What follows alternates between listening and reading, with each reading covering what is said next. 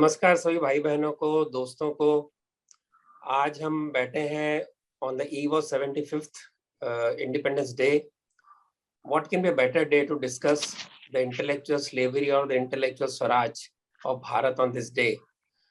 I have got two fantastic people here with me. They don't need any introduction, and I'm fortunate to have them on this particular show.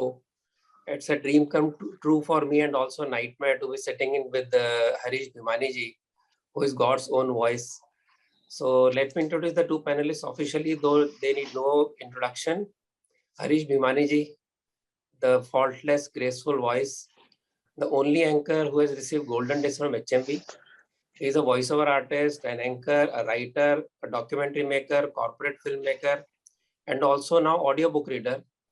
And he has received President's Award for a National Award in 2016 in the category of voiceover, and is a veteran of more than 26,000 or plus voice recordings. And he has a clock tower named after his great cat father in Kutch in Mandvi. So he has a long migration history behind him. My introduction to Harish was very, I could say troublesome for me. I have stage fright. And I was to present a program, I had to make a presentation about folk songs in Hindi films.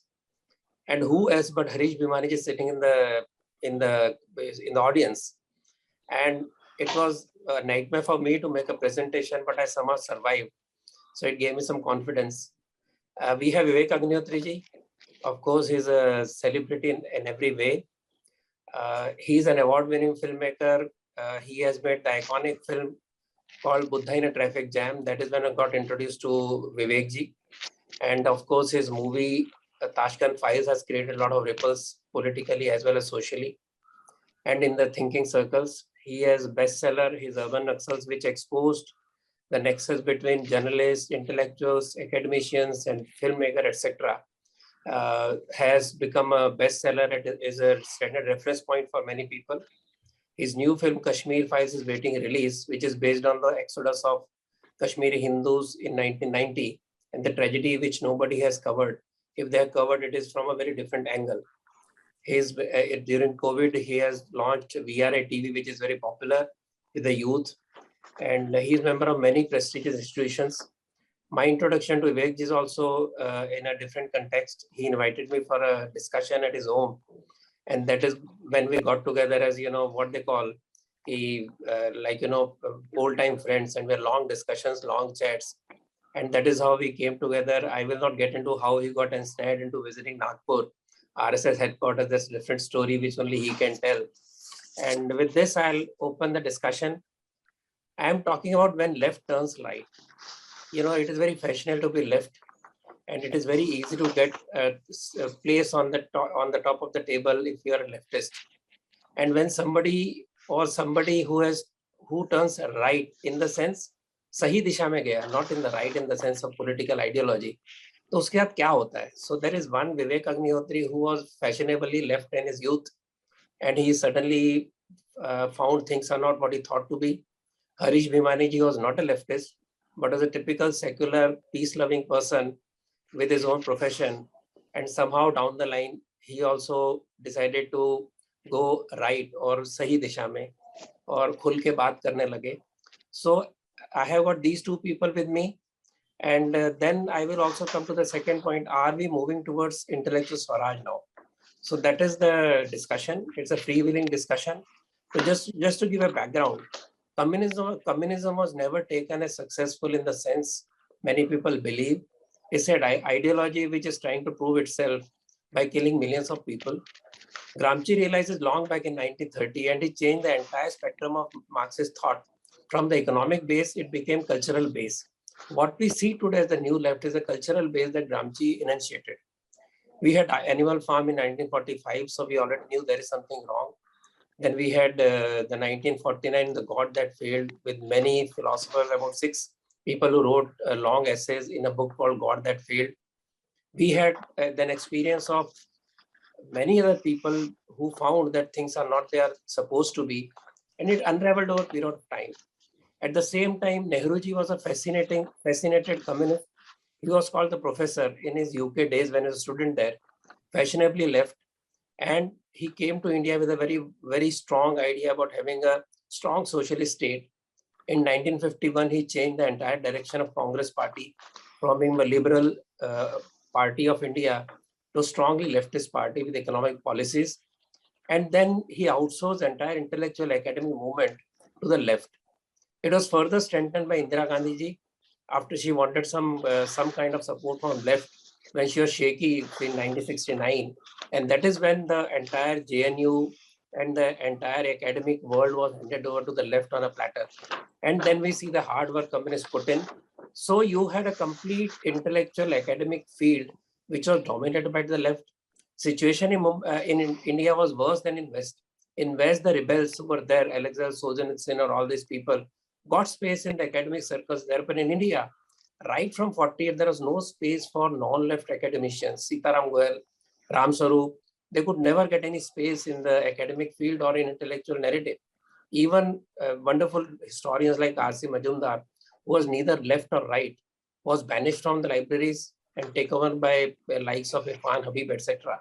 So this is the scenario in which left was the only thing that was left, and there was no right. Of course, there was Swatantra Party which could succeed much, and from then on, the dam kind of burst in 2014.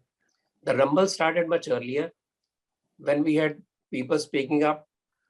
When people tried to speak up with social media opening up, a lot of people started speaking up. Youth started speaking up, but they had no space on the high table. And after 2014, suddenly we find the opening dialogue itself became very difficult between the left and non-left. I would call it left and non-left because in India we don't have left and right. Culturally, we are not left. We are not left or right. Culturally, we are dharmic, and in terms of if you say left and right, we cannot be compared with extreme right of the Orthodox Church or Orthodox Islam. So we cannot be left or right. We are objective dharmic people. In economic front, we don't have very clear-cut right wing anywhere. So it's a misnomer. That's why I said right as in Sahi. So with this kind of environment, we had people like Vivek Agnihotri suddenly being crowded out from the space when he spoke about, he refused to sign a letter of intellectuals which wanted Modi not to get elected. Till that time, he had no political leanings. That is how he was cornered and boxed as a right-wing Saffronite or Hinduttvadi, though he had never met a Sanghi in his life. And then we had Harish ji, who had his own experiences. So with this, I'll hand over this opening to, first of all, Harish ji is a senior. He is not a never. He never was a leftist, but he was, as I said, peaceful, peace-loving, easygoing professional. And in fact, he told me that he was one of the people who felt that emergence was a good step. From there on, things how it moved. So, Harish ji, your opening remarks. Yeah, first of all, I loved your title. सबसे पहले तो मेरा इतना बड़ा introduction देकर आपने मुझे लज्जित कर दिया है और थोड़ा self conscious. I love the title of this discussion, When Left Turns Right. Have we gained intellectual Swaraj? Intellectual Swaraj is a very inclusive couple of words. आप कह सकते थे intellectual independence या बौद्धिक स्वराज. लेकिन yes, the quick answer is yes, with a proviso. I think intellectually we definitely have become more independent. As a country, we no more think in terms of a geopolitical bloc. We are no more slavish, obsequious to the declared left countries. Because to my mind, on the planet, there are probably one or two insignificant, really communist countries. How can you call a behemoth like Russia or China communist when they have a thriving, robust stock exchange? You can't have a stock exchange unless you have joint stock companies in your country. and there is proper competition. Of course, where communism is concerned, they have the slant of the law, the judiciary. Their judiciary basically is different from ours, and definitely to the advantage of the state. We're not going into those details that how I wish that we had that part, that our judiciary might look at that option. But first of all, I think the left liberal, as you rightly put in one succinctly in one word, that it's very stylish to be left. And that is why I thought about 40 years ago. It was so stylish, and I was attracted towards it. But first of all, left liberal, I think is an oxymoron. I think it's a contradiction in terms. What is leftism? Two principles. One is that from everyone according to his ability, and to everyone according to his need. I think both these principles are faulted, and I thought so even as a growing boy, as an adolescent. And both these are for creating an equality that does not exist or cannot exist. I always questioned equality. Why should there be equality? One has to deserve to be what he or she is. So why, and liberal. Liberal, you see, left means you are accepting subservience of the state. Left means state dictatorship, state authoritarianism. Now, how can you be liberal if you are accepting state authoritarianism? And the second major principle of the left is that the means of production are in the hands of the state. There is no free enterprise, so there's no question of free competition. And completely negating the father of modern economics, Adam Smith, who said that individual ambition ultimately serves the common good. The left is negating all that. This is a very liberal view. So how can you be left liberal, for God's sake? You cannot. I think there are kinds of left. One is political left. Yes, I understand that wo bhi ek vichardhara hai. It's a way of thinking. However utopian it might be. Utopian is something you cannot achieve. It's in your dreams, it's in your books, it's in your promises to gain votes, to gain favors. But beyond that, communism is not possible, and that has been proven by the major communist states themselves.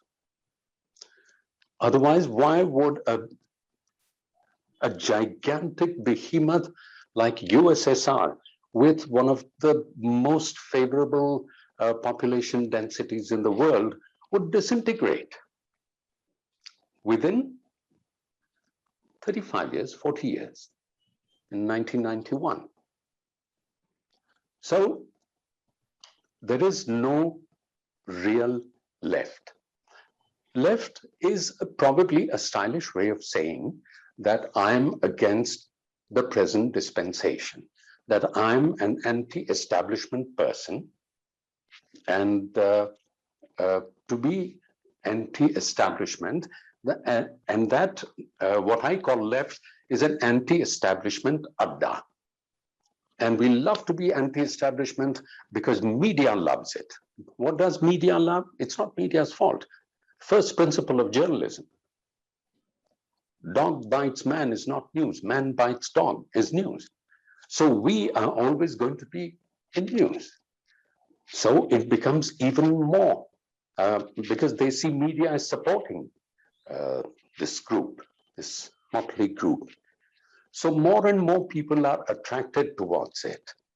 And since the state is not an authoritarian entity, we are talking about our state, they do not stop people from saying anything against the state. I mean, in our country, of late, we are crossing all limits. So more and more people talk more and more against the state. They form groups, and with social media, free social media, everyone is a politician. How I was attracted towards it and got out of it a little later, because I'm waiting to hear one of my really favorite speakers, Agnihotri ji, Thank you, Harish and ji, a for fine filmmaker. yeah, thanks. So Vivek ji, picking up from where Harish ji left, illiberalism or the liberalism, illiberalism couched in liberalism, where the other voice has no place, where you get displaced from where you are in your social position, in your professional position, especially in films. We know the fate of one of the senior most actors, Anupam Kher ji. We know about you. There are people in the earlier times like Pandit Satyadev Dubey who had to hide his Swayamsevak background. I don't know whether you're aware of that. And there was also Swayamsevak from pre-partition days, but he had to carefully, avoid that image. So that time of that fear of being branded and not finding any space to your time when it's okay, kya hota dekh lenge. So illiberalism trying to put you down in various ways, and so many other actors. I know of two TV panelists. One is young lawyer. I told him, यार इतने भले आप समझदार आदमी हो, फिर भी आप आते टीवी बिना मतलब आप क्रिटिसिज्म करते हो. कभी तो आप एज ऑब्जेक्टिव पर्सन कभी कोई पॉजिटिव बात भी कर दिया करो. सारी पॉलिसी मोदी जी की गलत नहीं हो सकती. बोलता मैं क्या करूं, मुझे फिर टीवी बुलाएंगे नहीं. Then there was young girl panelist. I had heard her many times as a co-panelist. Once we met in a TV studio. It was about Ram Mandir, the new version. She has never seen the old version. Actually, by 1990, she was not there. So she was now there, and she was discussing about the Ram Temple court cases, etc. I told her after the show, you will not survive on the Congress side. You are not fit to be on that side. I have heard you. You are uncomfortable. You better come on this side. She said, Sharda ji, dekhte hain. And in about 6 months' time, she shifted. And after that, she is not found on the TV.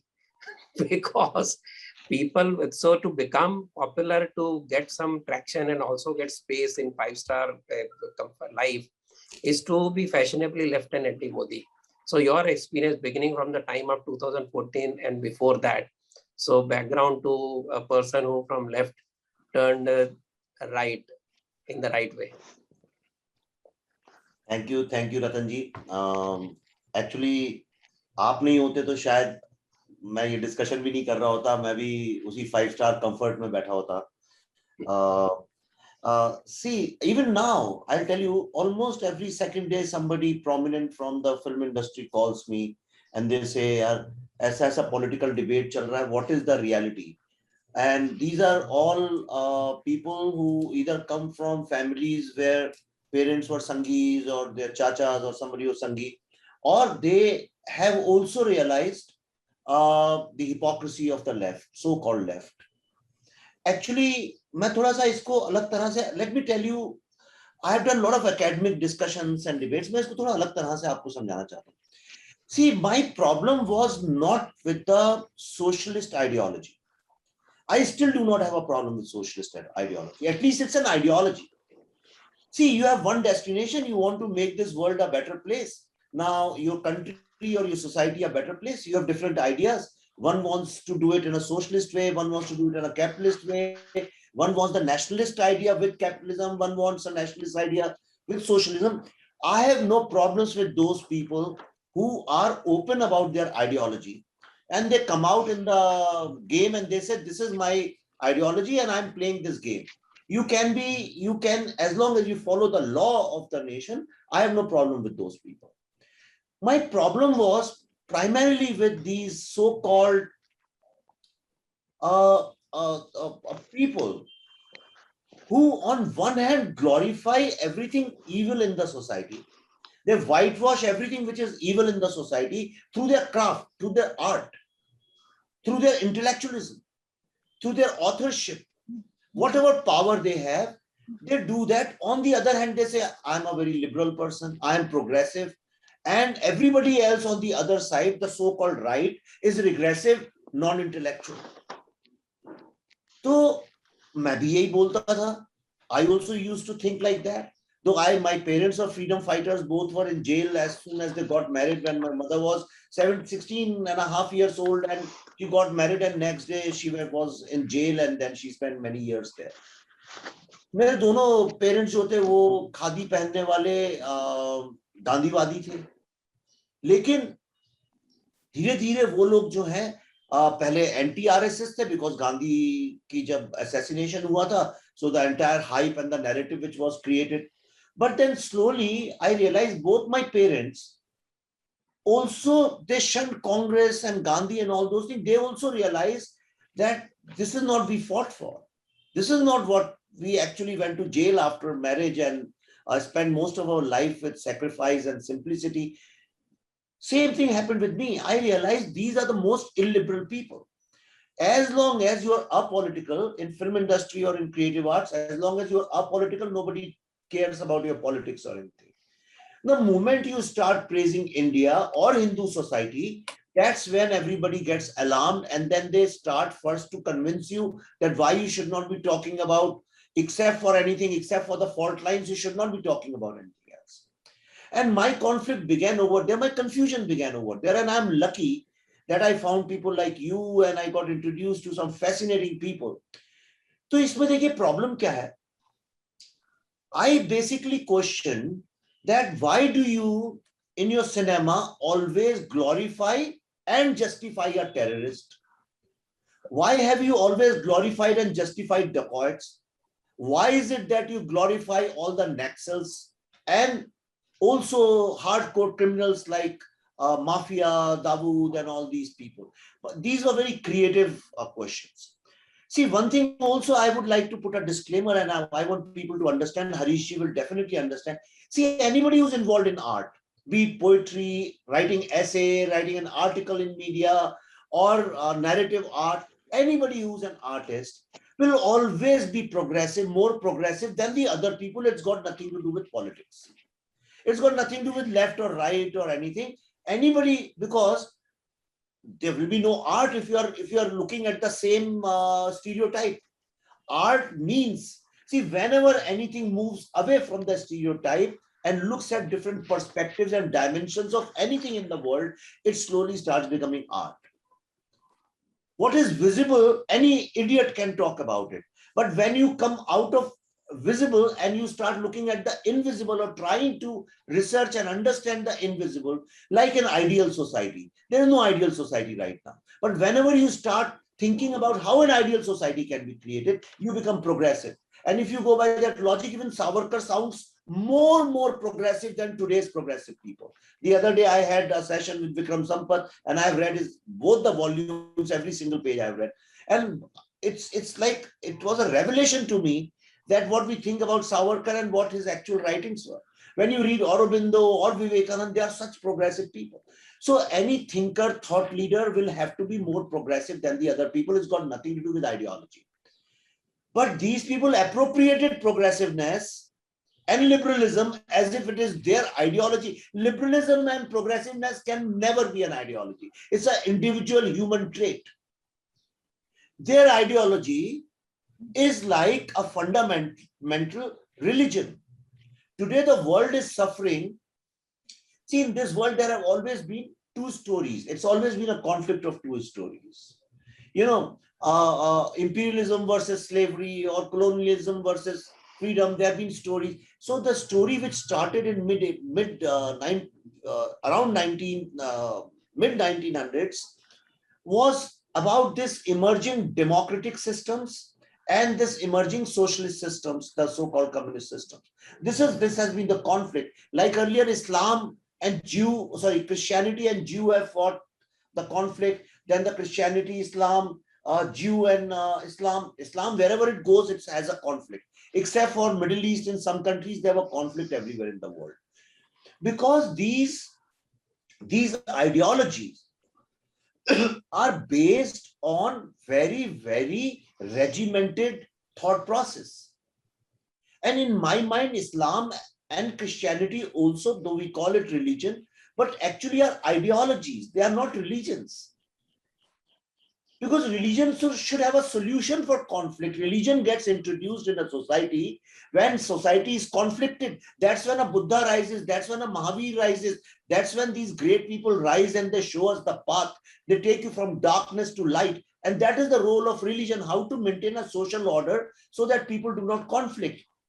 You conflict only when there's an ideology and there's a purpose and agenda and there is some kind of a materialistic benefit out of that. You are going to get a payoff. There's no payoff to religion. There's a payoff to ideology. So in my mind, Islam and communism or Christianity are the same because their followers are willing to die and kill others because of what they believe in. All of them have one God. All of them have one book. All of them have been conflicting for domination and supremacy. This was my argument in the creative circle. And I said, how come Hinduism has never gone for domination? And why in our film industry, Hinduism was always treated as a lower grade belief or faith? कि इनको कुछ भी बोल दो, गाली दे दो, मजाक उड़ा दो, पंडित को कैसे भी दिखा दो, चलता है. But you cannot do about these three people. You cannot do against communist icons. You can't do against Islamic icons. You can't do against Christian icons. So mine was an ideological discussion, not a religious discussion. And in that context, when Modi was coming in, I said, yes, we should hear this person. I know nothing about Modi. In fact, I had tweeted earlier against Modi and Amit Shah after the not Kashmir genocide, after the Godhra riots. So like anybody else, I'm sure Harish ji would testify this. In film industry, everybody would be against that, because you are not deeply into politics, you are seeing it from outside and you are reacting like your peer group is reacting. Just a little correction, sorry for butting in. Everybody doesn't think the way you're saying, the leftist way. They want to appear to be thinking. Fit in. You want to fit in. They're tightly closeted. You're right. It's like when I came to this film industry, at that time, no film star would do any film without seeing an original Hollywood film. I signed Naseeruddin Shah and Rajat Kapoor for a film which I was making on Bofors, a very beautiful original film called Aram. For 1 year, we did readings and workshops and everything. Nobody financed it. Then I had to survive. There was no option. And one day Anil Kapoor said, "Koi idea hai?" तो मैंने उस वक्त की जो सबसे बड़ी hit film थी उसका नाम ले दिया बस. And he heard it for 5 minutes and then he said, "Acha, listen, I have to go." रात को same evening, I mean after 1.5 hours, 10:30, he called me from his home. He said, "Abhi aa sakta hai kya?" I went there. I opened my laptop with a presentation. He said, "I don't have to see presentation." I spoke to my son. He said, "It's a good film. I'll do it." That's how the film started. Because I had to fit in. That's why I had to do that. तो ये fit in के चक्कर में सारे, और अब तो ये हो गया है रतन जी, now it has become a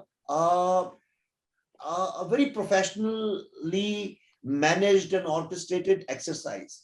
There are some leaders in the film industry, some so-called the great secular, atheist, rational thinkers of the industry who conduct these weekend biryani parties where all the young, मैं भी गया हूं उसमें कई बार जब मैं young था, तो यंग लड़के लड़कियों को जो आते हैं फिल्म इंडस्ट्री में नया काम ढूंढने, उनको बुला के समझाया जाता है कि you have come here only to become successful and how to become successful.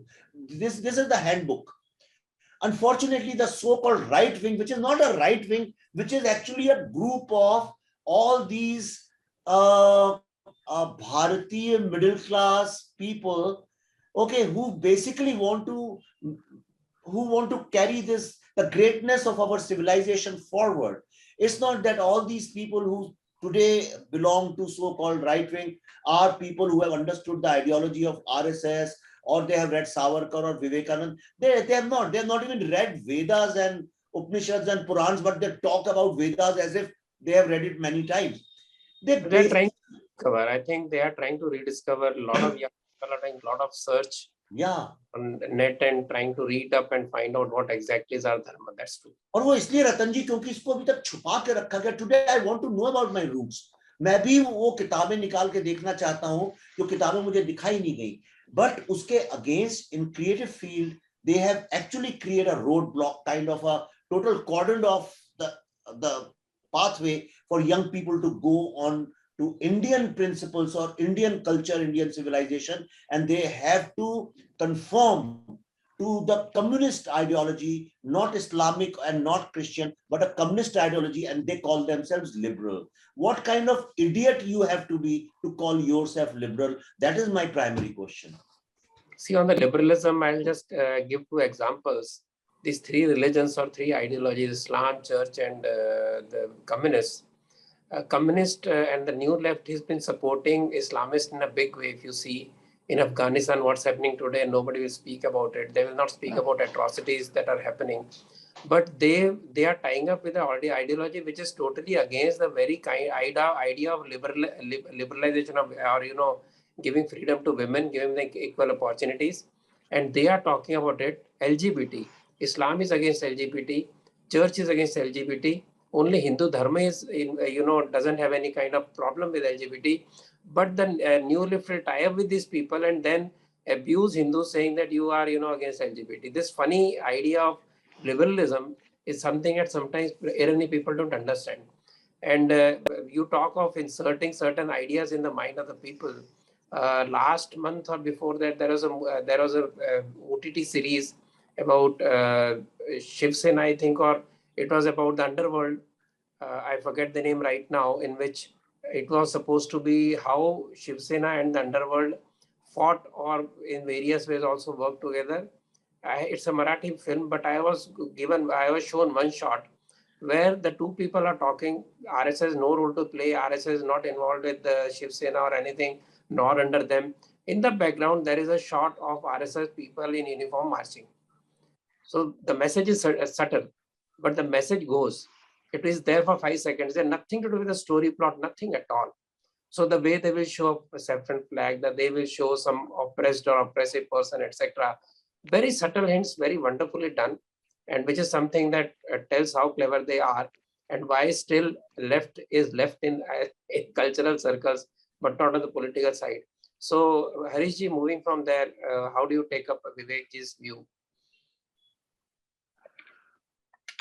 I'm absolutely with it. I was going to, in fact, tell you just now when you mentioned Afghanistan, how come no one is talking about the mistake that media, the world, those working against America, calling it American imperialism, how come they are not saying anything? There is a veritable genocide.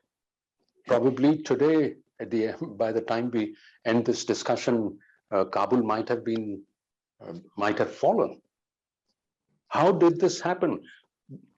I have forever heard about American invasion of Afghanistan. What will America go there for? There's no oil, there's no nothing. But no one talks about the shameful Russian expansionism. Russia did this in East Europe. Yes. It was America which was trying to help a country and, of course, trying to hold the communist expansionism, which, by the way, was the same thing in Vietnam. The French ran away from Vietnam, and China took that, another communist state took advantage. And again, Iraq did the same thing, and America was invited. Now, America, under popular pressure, and just to be one up on Trump, Biden has quickly moved and said that we are making so many losses in terms of lives and money. So out come the American forces, and see what happened. But nobody is talking about it. Neither media nor liberals, no one. So where are your true views? In So fact, I I agree add with to this very hardly talked about topic, which is the Nigerian oppression or atrocities on women. An organization called Boko Haram routinely kidnaps girls and women. How many people, how many return, we do not know. It is against the Western education, and nobody, no media ever talks about Nigeria probably because of this poor country, although it's a rich country in terms of its resources. But the very idea that Islamists don't want women to study, they don't want them to become free or equal, and nobody talks. So where is the liberalism, which is nothing but illiberalism? That is the question. Then what kind of left and what kind of cultural studies we are talking about? What kind of just societies we are talking about? Islam is a respected and a respectable religion. But why introduce this contradiction, like you mentioned? If you are liberals, how can you be against three talaqs? How can you be against what France is implementing in the country? But well, we are talking about economic left and right, so I'd say that that's their problem and let them solve it. But then if you're doing that, then why are you trying to look down upon a majority community of this country? And it's regularly depicted in films and more than films in OTTs. As a vulnerable young man, I did flirt with the leftism because of its attractiveness, because of sometimes peer pressure, sometimes to show off. There was Russian Revolution, then it came through the route of mainly Bengal and Kerala, but first Bengal. There was amazing sloganeering. All young men turned towards the left. You had Mrinal Sen and Satyajit Ray making great films, which depicted rather than leaned towards it. And I admired both the filmmakers. There was Firebrand, Charu Majumdar, and Sanyal. But my way was studying first. So I actually studied Das Kapital, the capital. And what really helped me was a small booklet, a little more than a booklet, was a manifesto of the Communist Party of Russia. So that was true manifesto, the principles enshrined in communism. And those I started questioning. What does Das Kapital begin with? It begins with commodity, defining of commodity.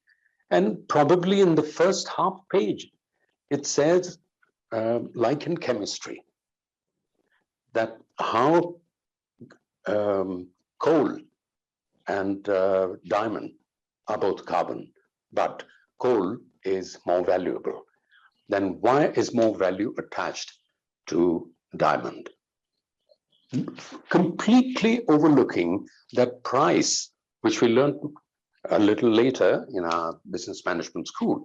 The price is something that a person will pay for a commodity, whether the use or utility of that commodity is true or imagined. Otherwise, gold would never be so expensive. But the true value of gold, the communists forget, is that that metal has become a guarantee of your currency almost all over the world. So because of all this, then of course came several things. There was invasion in Vietnam, in Cambodia, in Afghanistan, in East Europe. along with, I knew people, some people in Russia who would come here, would go there, and heard some terrible stories about imposition of ban, no freedom of speech and expression. And then Stalin's genocide records were declassified. Harish, just to interrupt on this Stalin, you know, Nehruji was taken to Russia and shown the factories, and he was so impressed by the toilets. He said, these clean toilets are not even in a home. And then he went ahead and said, humko bhi communism chahiye, etc., etc. And not only that, there's so many writers, filmmakers were routinely taken to USSR for guided tours. And they came back intoxicated and would give lectures on that. So it is not just on one side you found out about the atrocities of Stalin, on the other side till 60s or 70s, I would say, until actually Russia burst apart. This was the talk. They were regularly being taken, they were being wined and dined and shown wonderful landscapes. If you remember, we used to get Soviet Russia magazines free of cost, very glossy, with wonderful cartoons and all that. Rathanji, it's like this. Today there is in Lutyens Delhi, there is a saying that if you are not a VIP journalist if your name is not in Pegasus list. Similarly, those days, people who were not invited to Russia to see their toilets was not a VIP. Yes, they were given half a week at a dacha. Dacha was the government farmhouses, and Bungalow, hundreds bungalow. of them. Dacha was a bungalow, yeah. So you were lucky ever to be taken there, Variji? No, I wasn't, but I knew some people who were. So you're saying something? Yes, that I believe then, and I believe now in mixed economy.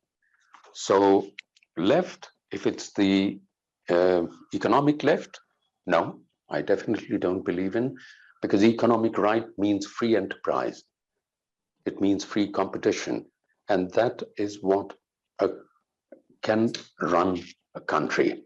A country has no business to be in business. I hear things like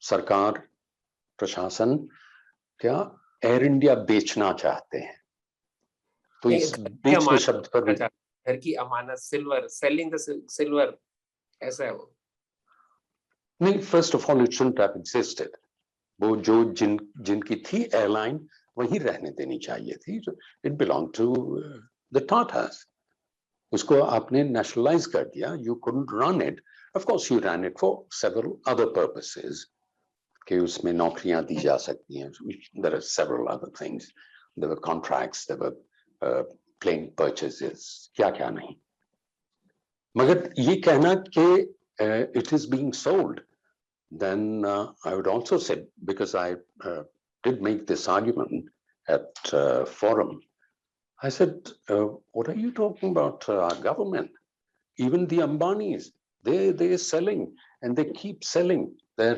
flagship Reliance Industries Limited and I'm one of the buyers I have about 6,000 shares I said here is a government giving our citizens an opportunity to participate in the profit of a well-managed company.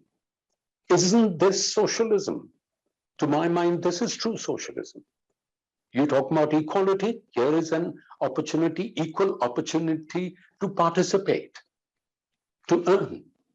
Socialism ये हुआ socialism ये नहीं हुआ कि सरकार सब कुछ चलाएगी और सारे आप नौकर हैं आपकी एंटरप्रेन्योरशिप खत्म हो गई तो now since all this is so well documented now और इसकी इतनी खुल के बात हो रही है people are talking about it now very openly about the faulty ideas about left is still dominating the cultural scene the academic scene though it is finding it much more difficult now to keep on throwing things at us which are nobody can question people are questioning but how do we move towards intellectual Swaraj I said because independence is one thing but Swatantra your own methods your own systems and Swaraj means your own thinking your own pride Swa that is expressed in our ideology in our daily life so how does the industry the culture and the industry move towards it despite all the hurdles put in by or all the domination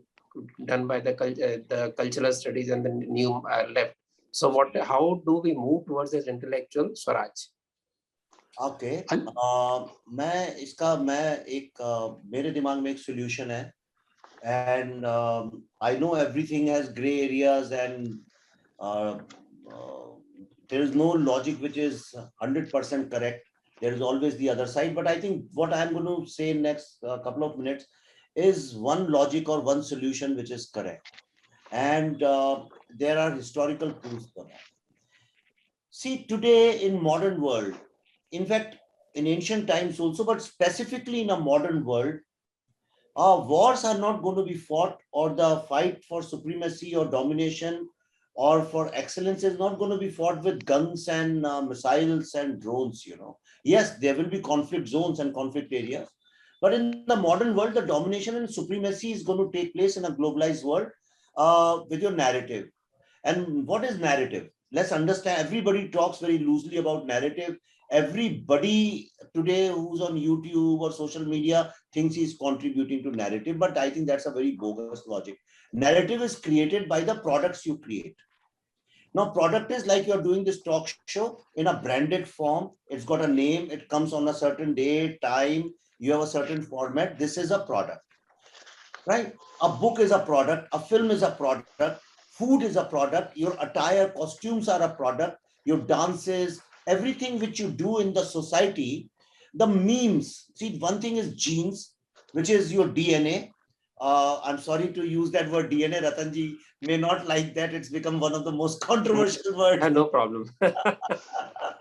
But your DNA, and so your genes and your memes, these are the two things. What is Hindu culture? It's a meme, which has through generations, we have brought it, the spirituality, the inclusiveness, the liberalism. Actually, somebody was telling me that in Sanskrit, there is no word for exclusion. There is no word for divorce. You know, these kind of separatist things, we generally lack words for that. Now, taking this meme forward, how do you take forward? For something to survive for the next generation. These tweets are not going to survive for the next generation. Political speeches are not going to survive for the next generation. Abusing the other community is not going to survive for the next generation. What is going to survive for the next generation? What do you create right now? So everything boils down to creation. And my biggest problem is that for the first time in 70 years, I'm very pro Narendra Modi openly. I have no hesitation in saying I love his leadership and I want him to remain the leader. Today in the morning, I was walking in the park, and all the old people, they catch hold of me. They think I know more than them about how the government is run. And all of them believe in this government, but everybody has the same problem. And I'll tell you what that problem is. The problem is that this government, because it's so loaded with elections and with other political compulsions, that nobody has cared about things which Congress did very beautifully. Congress was never a leftist party. Congress is nowhere close to communism or socialism and this thing. Congress is just like a government letter to whomsoever it may concern. Anything which can lead it to power, they will do it. They don't care. Today they are appeasing Hindus because they realize the contest is their political contest. So they're wearing all kind of Hindu Rudraksh and everything. Indira Gandhi did that. Indira Gandhi used to wear such thick Rudraksh, such vulgar display of religion. No other political leader has done in India. You know, she always put tilaks and shawls and outside temples. She did that. Nehruji did it all his life. तो इनको जिस तरफ लगेगा कि कहां से votes मिल रहे हैं, उस तरफ ये लोग हो जाते हैं. तो Congress is like a catalyst और like a substance where everything comes and dissolves, you know. But BJP actually is a so-called Hindu favoring right-wing political party. And when it came into power, Indira Gandhi took over education. She did not realize she was giving it to leftists, but it suited her, so therefore she gave it to leftists to survive. But Indira Gandhi very carefully took over culture. She did a lot to promote dance, music, literature. In fact, all these so-called intellectuals of India have been created, nurtured, pampered, and brought into limelight by her.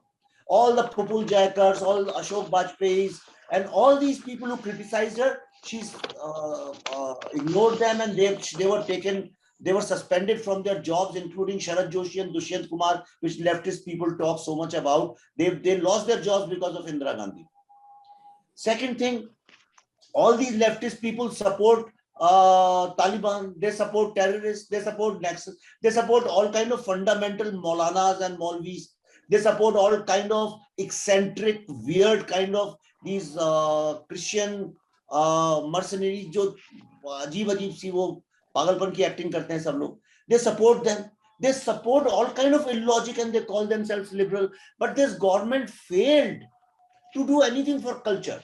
Why have they not influenced cinema and used it as their soft power to spread their word all over the world? Like Hollywood does. Hollywood keeps spreading. You see in every single Hollywood film, wherever there is a crisis, they go to church or for Jesus Christ ke सामने बैठ जाते हैं and suddenly the solution comes. And nobody says that they're religious people or conservative or regressive people. Everybody calls them very, very progressive and radically progressive people. But we are embarrassed, we are shy. So what is happening is all the empowerment which we got in 2014 and again in 2019, we are wasting that energy and power in political speeches only. Let the politicians give political speeches. Let Mr. Narendra Modi, Amit Shah and his coterie give political speeches. But everybody else should work towards consolidating our culture, which includes food, which includes travel, which includes all kinds of soft power things. And why we have not created history of Hindu civilization or thousands and hundreds of shows on Indian culture? The biggest problem today in globalization is, Ratanji, Indian children know everything about the Western culture or the Christian culture or the Islamic culture. The younger generation, when they meet young Muslim boys, they say, Assalamu alaikum. They don't say namaste or hello in Indian way. They are always greeting in a non-Indian way. I'm not against it. I'm saying embrace all the faiths and cultures and religions, but what you are, where you belong, at least understand that. Not today, they understand McDonald's, they understand Coca-Cola equally, but they know nothing about Indian food. They know nothing about Indian attires. They have absolutely forgotten about Indian dances, Indian music. What is Carnatic music?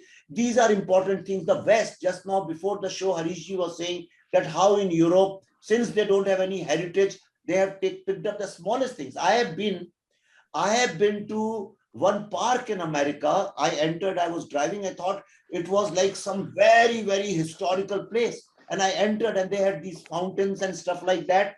And nothing, and one stone, one soldier during the Civil War walked and he's just stopped over there and he sat on that stone for an hour or so and they are celebrating that and people come on weekend. It was so long queue to get the ticket.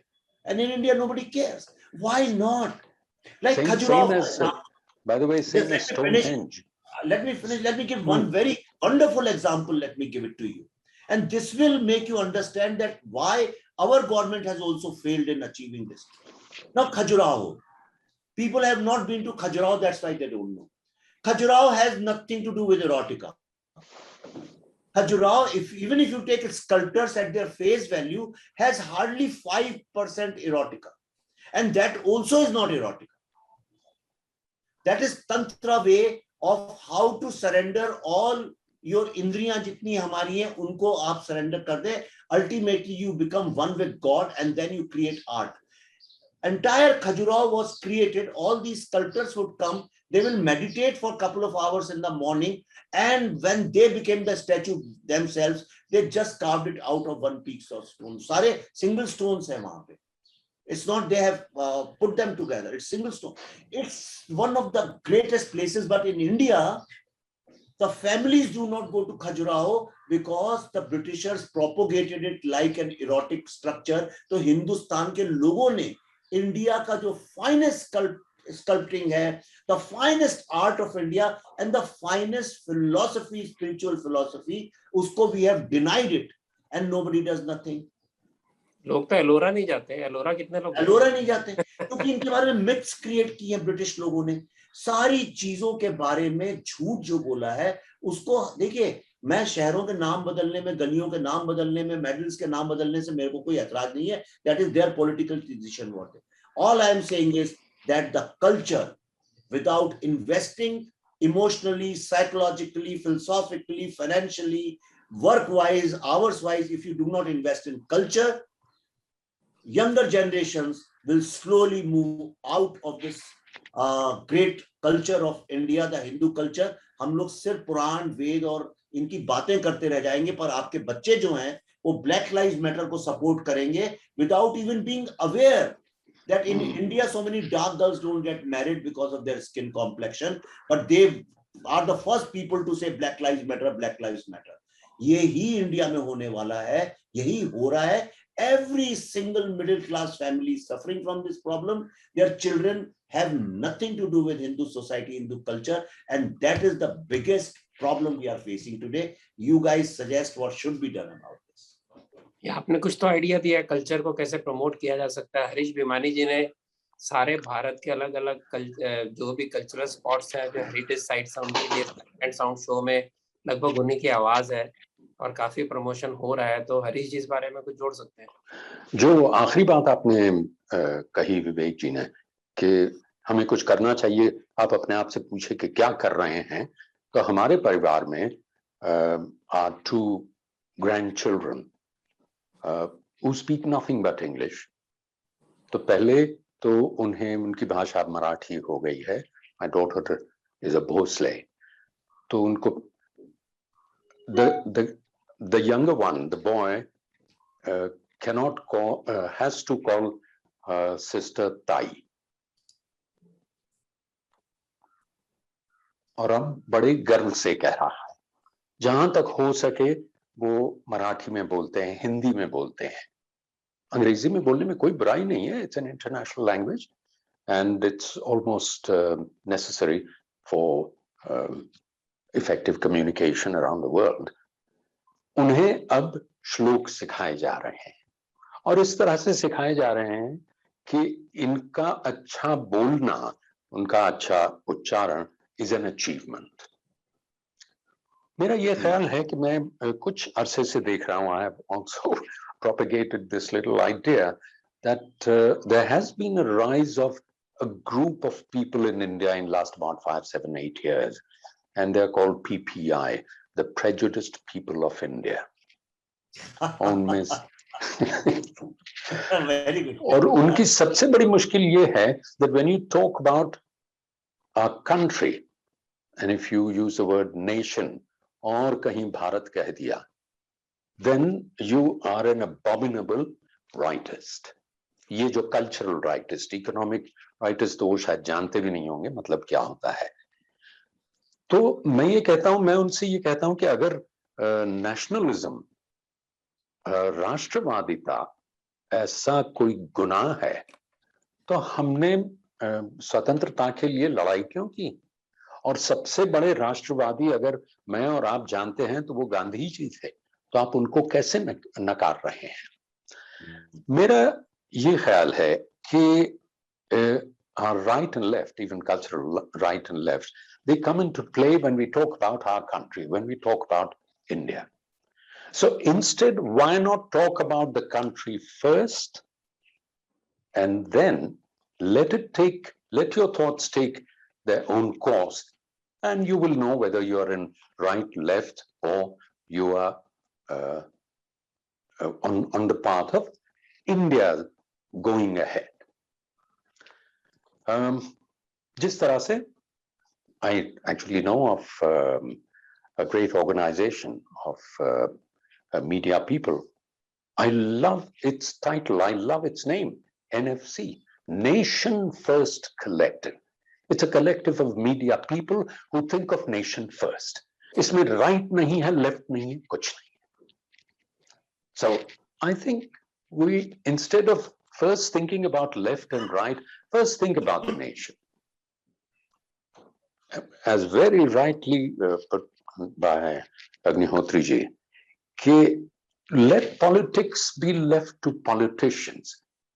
It's their work, and politics also means our lives, our future.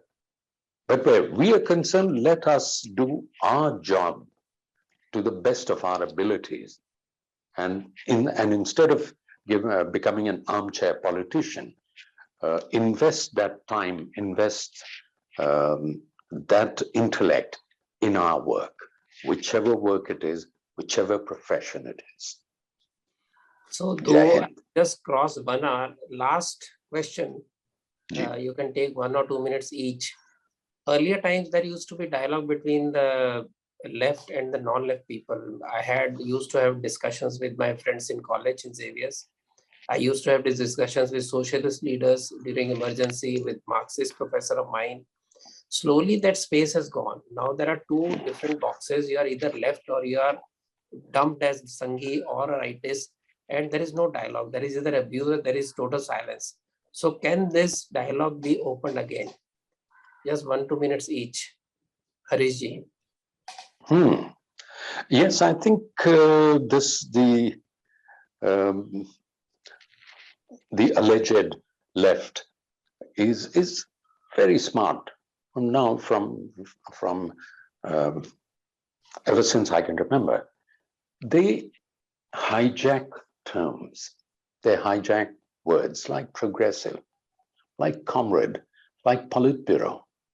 To me, it's mental, intellectual slavishness, but they do it like I'm doing PPI, the prejudiced people of India. Now they have become two boxes.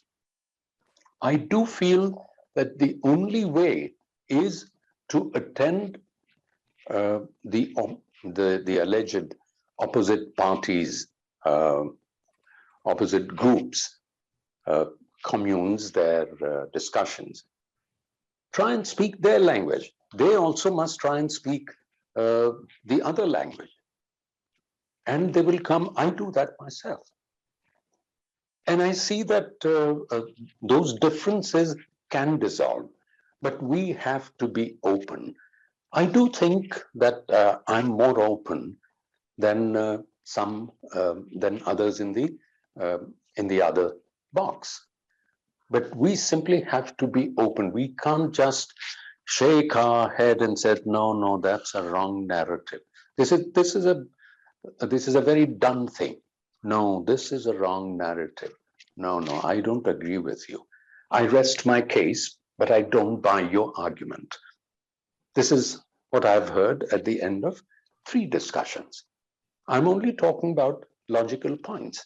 So let's be more logical and probably more open. Thank you. Vivek ji. See, I always, in fact, I get trolled on social media because I always say India first, India first. A lot of people don't like me saying India first. They want to say something else is first. But mera to unconditional, I have a relationship of love with India and Indian culture. I am the biggest fan of Indian culture. Even if I have any other passport tomorrow, I don't care, even in next lifetime. Because I think somewhere ये जो पूरा शास्त्रार्थ का जो concept है, ये तो हमारे ही इजाद हुआ. हम ग्रीस इसमें तो बहुत बाद में आया डिबेटिंग का और सबका. तो मैंने ये नोटिस किया, is my observation, that the people who are called right wing, people who are labelled as right wing, never have any problem discussing it with left wing. In fact वो तो चाहते हैं, वो तो भरे पड़े इतने सालों से, they want that there should be a dialogue and discussion. I have been to hundreds and hundreds of conferences and LitFest and panel discussions. I have never seen in any place where it's been organized by the right wing and they've taken the mic away from somebody because somebody is not like parrot speaking their ideology. I have never ever, yes, there have been confrontations, but I have seen right wing people have no problems. In fact, if you see, this government is every second day is blamed for inviting very hardcore critics of this government to their functions. In fact, I won't name it, a minister who is not a minister anymore, but from our industry, information, and तो उनके साथ कुछ बात हुई थी, मेरे मित्र हैं खेर साहब, तो उन्होंने उनको फोन करके बोला कि ऐसा कुछ प्रॉब्लम है देखिए इंडस्ट्री में, and a lot of people who are nationalists or people who talk about this suddenly they don't get any work, including Doordarshan and something. So I think there should be a dialogue between everybody else. The first thing the minister said was, "Oh, I know Javed Saab, he's a very good friend of mine. मैं अभी phone लगाता हूँ उनको." So he said, "नहीं, please उनको मत लगाइए." So this government has, आपने देखा होगा, Prime Minister never hesitates taking selfie with the other side. People who are his staunch critics, मतलब जिनने वो letter लिखा था, उन लोगों के साथ Prime Minister takes selfies. He has no problem. I have never seen RSS people having any problem talking to these people or inviting them to their functions. But आपने आज तक कभी लेफ्टिस्ट प्रोग्राम्स में किसी राइट विंग वाले को उन्हें बुलाते देखा है? और बुला भी लें अगर गलती से अपनी चैनल्स में, मुझे तो अच्छे से, मैं तो जाता रहा हूँ एनडीटीवी में और उन सब में। एक बार मैं बरखा के साथ शो में था, उन्होंने बुलाया, मैं चला गया, तो right wing also trolled me कि क्यों गए हो, you shouldn't go there, but anyway I went. I thought we should have a dialogue, but the minute I said use the word intellectual terrorism, she immediately took the mic from me, and then throughout the show in next 30 minutes she did not let me speak, and she never ever invited me after that on her show. In fact, she asked me, when you say intellectual terrorism, name 2-3 people who you think spread intellectual terrorism. I said, you are the first one, and after that she never ever followed me. Again, it's on YouTube. I actually, मेरा जो problem वो ये है कि आप कुछ भी कर लीजिए, ये कम्युनिस्ट, सी जैसे इस्लाम में they think anybody who does not believe in Mohammad साहब इज अ काफिर. Similarly, this communist, the DNA of communist ideology, I all the times I say communist, don't call them liberal. Liberal तो हम हैं असली, हमें liberalism हमें कौन सिखाएगा, हमें कौन inclusion सिखाएगा? In communist ideology, if you do not believe in Marx, then you are also kafir. और आपका एक social intellectual boycott करते हैं ये लोग, not boycott, they destroy you, finish you, you are deleted from the world. अगर आज की तारीख में तो बहुत cancelled, cancel हो जाता है. अब मैं आपको लास्ट में, I know you are ending it, last में एक बहुत इंपॉर्टेंट बात, I want to use this platform of yours, and मैं एक बहुत ही biggest danger India is facing today, मैं आपको समझा रहा हूँ. Indian publishing, there are only 1 or 2 people who publishing houses which publish Indian books about Indian history or Indian ideology or Indology or Hindu faith and stuff like that. Everybody else is communist by nature. Most of the media houses are neither here nor there. In fact, they don't support anybody, but in their DNA, all of them are supporters of communist ideology. Now, film industry, the so-called secular industry, आप कितनी भी गाली दें हिंदुस्तान की फिल्मों को, बुरा कहें, भला कहें, जो भी कहें, पर हैं तो हमारी, बनती तो इसी कंट्री के लोगों के साथ हैं. और अगर 90 फिल्में ऐसी बनती हैं जो कि लोगों को लगता है कि वो बहुत ही कम्युनिस्ट आइडियोलॉजी की हैं, तो 8-10 तो ऐसी बनी जाती हैं हमारे जैसे लोगों के साथ जो कि इंडिया में बनती है. Today now, after this lockdown, after the COVID situation, what has happened is film industry is shut down. And government thinks it's a luxury. Government thinks it's a very elitist thing, so let these people be punished, let them suffer, and let's keep it shut down. But I'll tell you why this industry is so important today. If you have to spread your ideology, your belief, your culture in the world, you need the film industry. You need the IPR, you need the copyrights of your own products. But today, Ratanji, the danger is, and I think you must also speak to other people in your influence, Harishji, today whatever content is being produced in India is being owned by only 3 American companies. Netflix, Hotstar, Disney, and Amazon. Only 3 companies. And now they know that you cannot go to theaters, you have to sell all your films and all your stuff to us. So they are dictating terms, and I'll tell you how. I have made this film called The Kashmir Files, so I was also making a web series. So they invited me, and मैं नाम लेके बोल रहा हूँ Netflix, क्योंकि ये बिल्कुल black and white में हमारे पास ये सारे, so that Indian young people understand how this industry functions today. They invited us. They were after my life to give them Kashmir Files, because they understood by Kashmir word से उनको लगा कि हाँ जरूर इसमें तो इस तरह की स्टोरी रही होगी. When I spoke to them, then once they heard something, then they said, you cannot use the word Islamic terrorism. But I said, I'm making a film on 1990s genocide of Hindus. So Islamic terrorism word use kare bagar kaise karenge? Kaise possible? They said, we don't know. But it is our global policy. You just cannot use the word Islamic terrorism. I said, if I use Hindu terrorism, is that okay with you? They said, yeah, we don't have any policy against that, so you can use that. Then I said, if I'm making a film on Holocaust, so you are saying that I cannot say anything against Hitler and Nazis, because the persecuted people were Jews. In this case, the persecuted people are Hindus. This is on record. मैं कोई अतिशयोक्ति करने जाऊंगा तो अलग ही तरह से सुनाऊंगा. This actually took place in my and Pallavi's and 2-3 more people from our creative team in their presence between Netflix top brass and us. We walked off. We said, sorry, you don't deserve this film. We won't give it to you. We struggled for 1.5 years and we ultimately are producing it ourselves. Jitne studios hain today, the Viacom, Sony Live, these are all American studios. They have no interest in your culture, in your people, in your youth, in your policies. They don't care. They want to make content. For them, India is the least important market ideology. They want to create content which can be, with which they can appease people who are big investors. And who are the big investors in these companies? All Islamic Middle Eastern countries and China. Take it from me. I want to put it on record on your program so that tomorrow when it happens, people say, I said it first on your program. Like in 2010, I coined Urban Naxal word and it came true in 2016. If these so-called leaders of Bollywood, if Dharma Productions, Yasraj Productions, all these top stars, right from Ajay Devgans to Akshay Kumars to Shah Rukh Khans to all these people and Javed Akhtars and all these so-called people who call themselves the leaders, intellectual leaders of the film industry, if they do not raise their voice and stop this now, trust me, after 5 years, India will have no indigenous content left with them.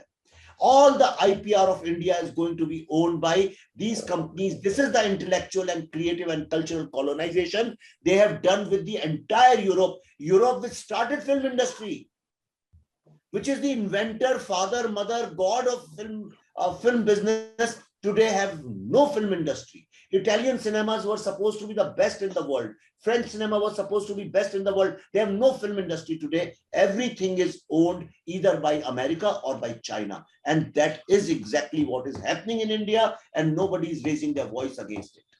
This is what I want people to consider. And that's what I mean, that you have to protect your culture means you have to protect your cultural products. We cannot let this go away from you. That's what I think your last section is very important for everybody to understand how we don't have even our own cinematic Swaraj, to put it that way. And how the cultural ideas, how our thinking is conditioned by the left. Just last example, we have a ministry called Information and Broadcasting Ministry. This is a legacy of communism. How can we have information broadcasting ministry which tries to guide what we are going to broadcast? And listen, this is an idea of propagandist Russian, state, where they had information broadcasting ministry to control what you want to say and what is to be presented. Now that idea, brought in by the Congress government way back in 47, carries on after 75 years, which itself is anomaly, very strange anomaly that in a democratic country, in a liberal cultural country, we have something called Information Broadcasting Ministry. That is from where the thinking has to change. So I'll close with this. Harish, you want to add anything to what Vivek ji has said? The kind of revelations are very openly made. Simply that I entirely agree with him. Thank you so much. So we have crossed our limit, but I think it's very interesting discussion. I think this needs to be understood, absorbed. So we move to a better 75th year of independence. Thank you so much.